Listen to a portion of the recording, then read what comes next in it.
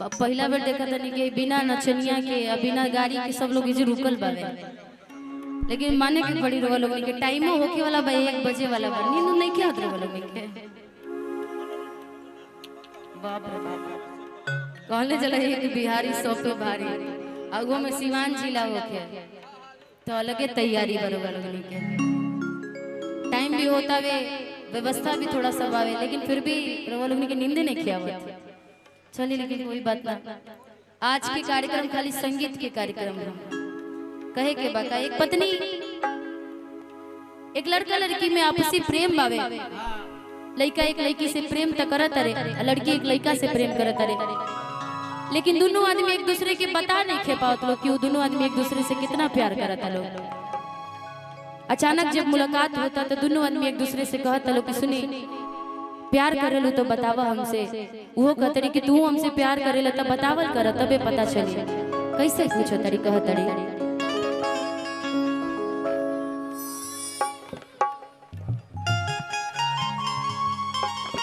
और सोनू संगदिल भैया के लिखल ही गाना बहुत प्यारा आशीर्वाद आप सब इंस्टा पे देता नहीं, यूट्यूब पे भी मनीषा उपाध्याय एंटरटेनमेंट के माध्यम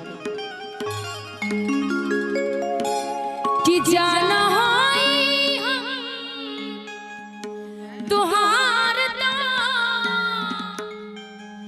बतावल करा प्यार करेला यार ता जतावल करा, प्यार करेला यार ता जतावल करा।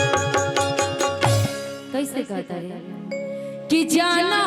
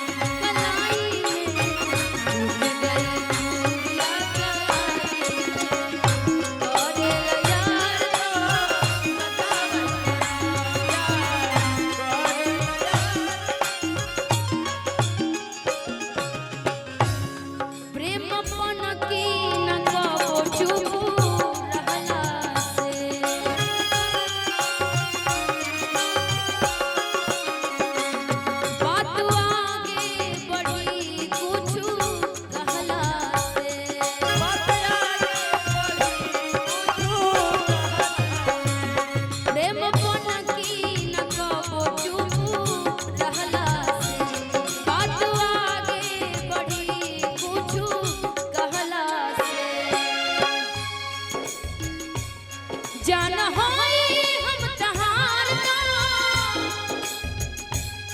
राजवाज से नए को छुपावल करो, करेला यार तो जतावल करो, करेला यार तो जतावल,